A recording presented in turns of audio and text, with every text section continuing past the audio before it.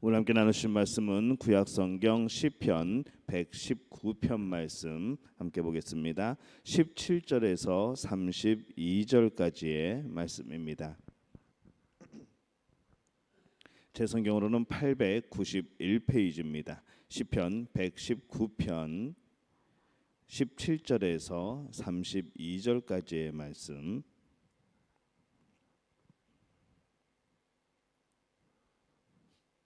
시편 119편 17절에서 32절까지 우리 한 목소리로 함께 봉독합니다. 주의 종을 후대하여 살게 하소서. 그리하시면 주의 말씀을 지키리이다. 내 눈을 열어서 주의 율법에서 놀라운 것을 보게 하소서. 나는 땅에서 나그네가 되었사오니 주의 계명들을 내게서 숨기지 마소서. 주의 규례들을 항상 사모함으로 내 마음이 상하나이다. 교만하여 저주를 받으며 주의 계명들에서 떠나는 자들을 주께서 꾸짖으셨나이다. 내가 주의 교훈들을 지켰사오니 비방과 멸시를 내게서 떠나게 하소서. 고관들도 앉아서 나를 비방하여 싸우나 주의 종은 주의 율례들을 작은 소리로 읊조렸나이다. 주의 증거들은 나의 즐거움이요 나의 충고자이니이다. 내 영혼이 진토에 붙어 싸우니 주의 말씀대로 나를 살아나게 하소서. 내가 나의 행위를 아뢰매 주께서 내게 응답하셨사오니 주의 율례들을 내게 가르치소서. 나에게 주의 법도들의 길을 깨닫게 하여 주소서. 그리하시면 내가 주의 기이한 일들을 작은 소리로 읊조리리이다. 나의 영혼이 눌림으로 말미암아 녹사오니 주의 말씀대로 나를 세우소서. 거짓 행위를 내게서 떠나게 하시고 주의 법을 내게 은혜로이 베푸소서. 내가 성실한 길을 택하고 주의 규례들을 내 앞에 두었나이다. 내가 주의 증거들에 매달려 싸우니 여호와여 내가 수치를 당하지 말게 하소서. 주께서 내 마음을 넓히시면 내가 주의 계명들의 길로 달려가리이다. 아멘. 하나님의 은혜가 오늘 하루의 첫 시간을 주 앞에 드리는 우리 믿음의 가족들에게 또 우리 기도의 용사들에게 함께 하시기를 예수님의 이름으로 축원합니다. 오늘 시편 119편 17절에서 32절까지의 말씀으로 함께 은혜를 나눕니다. 우리 말 속담에 백문이 불여일견이라는 그런 말이 있습니다. 한번 보는 것이 빠르다는 것이요. 그러나 이 말은 이 기독교의 신앙에 비춰보면은 딱 들어맞는 그런 말은 아닙니다. 예수님은 보지 않고 믿는 자가 복되다고 하십니다. 사실 신앙은 보는 것을 믿는 것이 보이는 것이 아니라 보이지 않는 것을 믿는 것이죠. 하지만 믿음 생활을 하다 보면은 이 보이지 않는 것을 믿게 되는 과정이 이 신앙적인 차원에서 볼 때는 우리가 보는 것, 깨달음이 있어야만 또 진정한 믿음이 생기게 되어 있습니다. 이 신앙적인 차원에서 이 보는 것, 듣는 것, 또 깨닫는 것 이것이 없이는 우리가 절대로 주를 그리스도라고 고백할 수가 없게 되죠. 또 우리의 믿음도 또 흔들리게 되어 있습니다. 그래서 우리는 단순히 설교를 듣고 또 예배를 드리는 그런 차원에서 얻은 그런 믿음의 단계를 넘어서서 좀 더 성숙하고 흔들리지 않는 그런 믿음을 갖기 위해서 우리가 이 말씀을 통하여 그리스도의 음성을 듣고 또 예배를 드리면서 함께 하시는 이 하나님을 경험하는 또 하나님을 바라보는 그런 신앙이 되어야 될 줄로 믿습니다. 가장 바람직한 성도 또 이 바르게 훈련이 된 성도의 모습이라고 하면은 역시 말씀대로 살아가는 그런 성도입니다. 근데 우리들도 이 참 말씀대로 살아가지 못할 때가 많이 있습니다. 하나님 앞에서 결단한 것들이 쉽게 무너지고 깨져버리기도 하는 것이죠. 이스라엘 백성들만 불순종하고 언약을 파기했던 것이 아니라 우리도 여전히 그들과 같이 불순종하고 이 하나님의 약속을 믿지 못하는 그런 모습으로 살아갑니다. 무엇 때문에 우리의 믿음이 이렇게 연약할까라고 생각할 때에 오늘 말씀은 그것이 우리가 이 신앙생활하면서 말씀을 통해 기이한 것을 보지 못했기 때문이다 이렇게 말씀을 합니다. 군인에게 있어서 가장 큰 무기는 경험이죠. 이 군인에게 있어서 이 전쟁에 나갔다는 것은 참 굉장한 경험입니다. 어떤 전술적인 이론 훈련보다도 그 전투에 참여했다는 것, 그것은 참으로 큰 경험이고 귀중한 그런 가치이죠. 근데 이 신앙도 이와 같습니다. 이 말씀 속에서 체험을 하게 되면은 흔들리지 않는 신앙을 갖게 되죠. 근데 이 말씀 속에서 귀중한 것을 발견하지 못하면 이 세상의 작은 유혹에 쉽게 흔들리게 됩니다. 근데 우리가 이 말씀 속에서의 체험이라고 그랬습니다. 그냥 이 말씀을 떠나서 무조건 신비한 체험이 아니고 무조건 놀라운 체험이 아니라 바로 말씀 안에서의 체험이라는 것이죠. 그래서 우리가 여러 가지 우리가 신앙생활하면서 참 놀라운 일들, 기적 같은 일들, 참 여러 가지 그런 초자연적인 일들을 경험하지만은 정말 중요한 것이 무엇인가 하면은 말씀 안에서 그것을 경험하는 겁니다. 말씀에 비추어서 그것을 경험하고 성경의 말씀에 기초가 되어서 그런 역사들이 나타나고 바로 이것이 중요한 것이죠. 그 외에 여러 가지 그런 초자연적인 그런 역사들, 그 외에 여러 가지 참 신비한 일들, 이런 것들은 사실 조금 조심할 필요가 있습니다. 우리의 항상 기초가 되고 기본이 되는 것은 하나님의 말씀입니다. 말씀 안에서 역사하시는 하나님의 능력을 여러분 풍성하게 경험하게 되시기를 바랍니다. 이것이 바로 우리의 확신이고 경험이 되는 것이죠. 마태복음 13장 44절에 보면은 천국은 마치 밭에 감추인 보화와 같으니 사람이 이를 발견한 후에 기뻐하며 숨겨두고 기뻐하며 돌아가서 자기의 소유를 다 팔아 그 밭을 샀느니라, 이렇게 말씀을 합니다.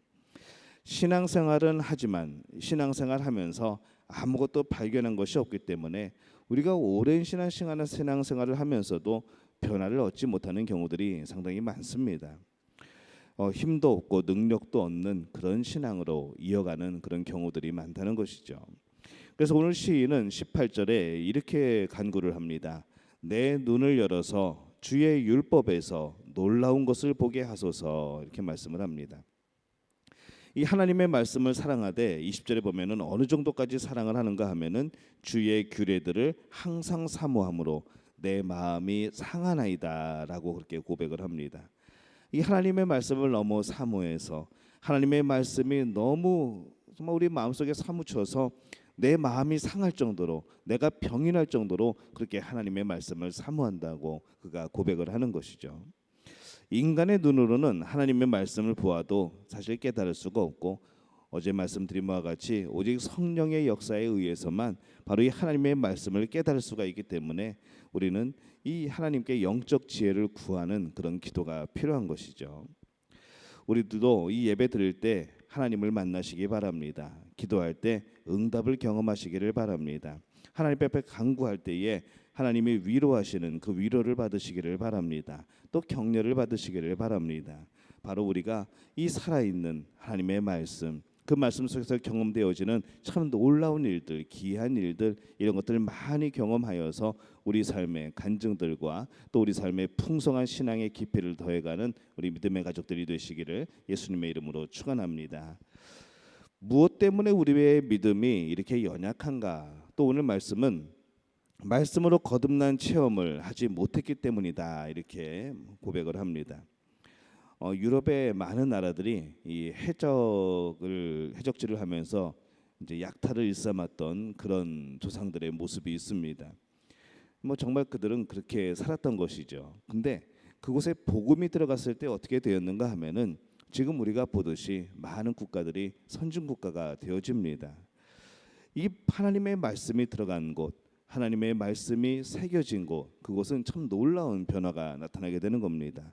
또 영혼이 살아나게 되고, 바로 우리 하나님께서 우리를 지으실 때 창조하신 그 창조의 형상, 바로 그것이 되살아나게 되는 것이죠. 그것을 보게 될 때에 그래서 시인은 그런 모습 통해서 25절에 보면은 내 영혼이 진토에 붙어 싸우니 주의 말씀대로 나를 살아나게 하소서, 이렇게 고백을 합니다. 이 하나님의 말씀은 우리의 영혼, 또 우리의 삶, 또 역사와 세계를 다시 살리시는 그런 역사를 일으키십니다. 영혼은 거듭나게 하고 삶은 새롭게 하고 역사는 변화시키고 세계는 하나님의 질서 안에서 살아가게 되는 것이죠. 그것이 어느 곳일까요? 바로 천국이죠. 하나님의 나라. 하나님의 나라가 이루어진다고 하는 것은 바로 그런 모습입니다.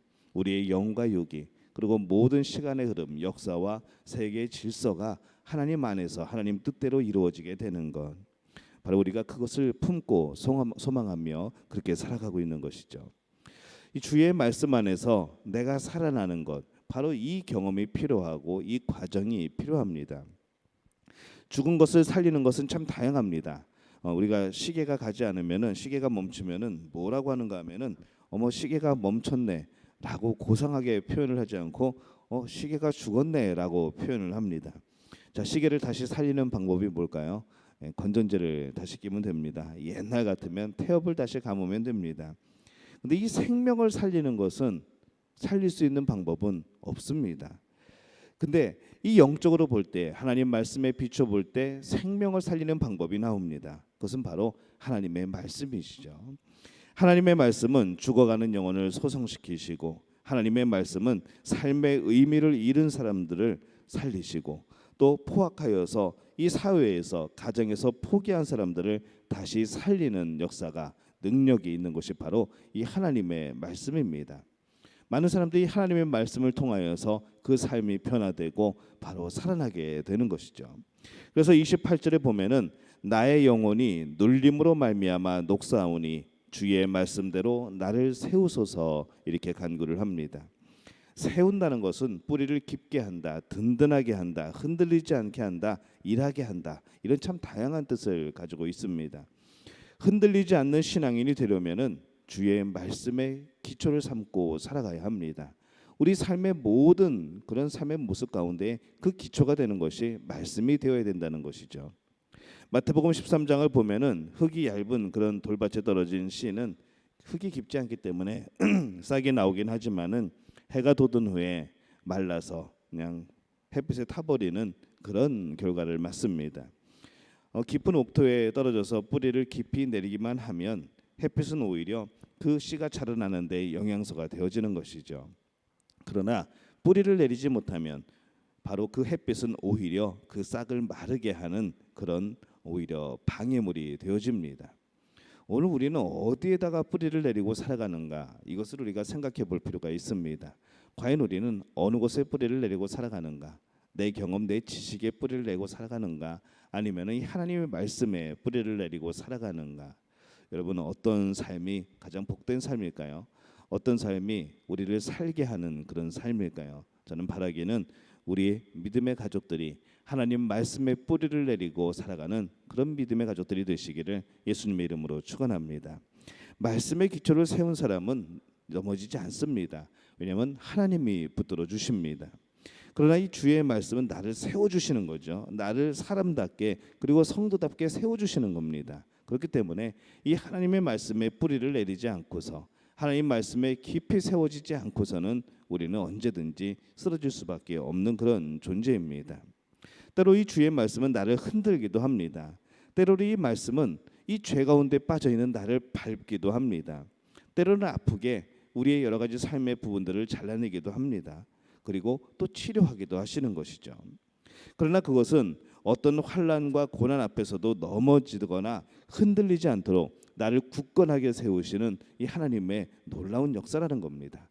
목적이 다른 것이죠. 우리를 죽게 하시는 역사가 아니라 우리를 살리게 하시려는 역사. 그러기 위해서 때로는 우리의 죄된 것들을 도려내고 우리의 연약한 부분들을 다시 굳건하게 세우고 하는 과정들이 우리에게 필요합니다. 저는 요즘에 그런 생각이 듭니다. 우리에게 닥쳐진 이 코로나19라는 상황이 우리의 신앙을 더욱더 깊이 하는 그런 계기가 아닐까, 그런 하나님께서 주신 또 하나의 기회가 아닐까라는 생각을 해보는 것이죠. 여러분들이 그동안 느끼지 못하였던 예배의 소중함, 공동체의 소중함, 서로 만나고 서로 친밀하게 지내고 또 하나님의 말씀을 함께 나누고, 이러한 모든 것들이 막혀졌을 때에 과연 우리의 진정한 민낯은 어떤 것인가를 발견하게 되는 겁니다. 그동안 나는 잘 믿는다고 생각을 했는데, 나는 정말로 신실하다고 생각했는데, 나는 늘 기도하는 사람이라고 생각했는데, 이런 상황에 닥치게 되면서 진정한 내 모습이 깨달아지고 발견되는 겁니다. 늘 평안하다고 생각했는데, 나는 늘 감사하며 산다고 생각했는데, 이런 상황을 겪게 되면서 나는 여전히 그런 사람이었던가, 아니면은 진짜 내 모습은 전혀 다른 사람이었던가라는 것을 발견하게 되는 단 중요한 시기라 생각이 듭니다. 여러분들의 모습은 어땠습니까? 이 기회를 통하여서 우리의 신앙이 되살아나시기를 바랍니다. 하나님의 말씀에 다시 한번 깊게 뿌리를 내리는 그런 신앙이 되시기를 바랍니다. 또 우리가 신앙생활하면서 이 말씀을 통하여서 여러분에게 풍성한 신앙의 체험이 있기를 바랍니다. 특히 말씀에서 하나님의 놀라운 역사들을 경험하시기를 바랍니다. 그리고 그 말씀을 생각하게 될 때에 하나님께서 이 말씀에 기초하여 이렇게 역사해 주셨지라는 그런 간증들이 넘쳐나는 우리 믿음의 가족들이 되시기를 바랍니다. 그런 간증들이 여러분에게 넘쳐나게 될 때에 여러분은 굳건한 신앙, 하나님을 늘 기뻐하는 신앙이 될 줄로 믿습니다. 오늘 하루를 살아가면서 이 하나님의 놀라운 역사를 경험하는 우리 믿음의 가족들이 되시기를 예수님의 이름으로 축원합니다. 우리말 성경으로 제가 오늘 말씀 읽겠습니다. 주의 종을 너그럽게 대해 나를 살게 하시고 주의 말씀을 지키게 하소서. 내 눈을 열어 주의 법이 얼마나 놀라운지 보게 하소서. 내가 땅에서는 나그네니 주의 계명을 내게서 숨기지 마소서. 주의 법을 이토록 바라다가 내 영혼이 지쳤습니다.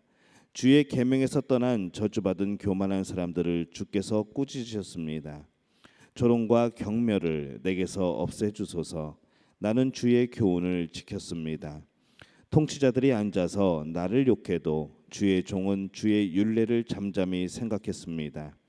주의 교훈은 내 기쁨이요 내 갈 길을 인도해 주는 길잡이입니다.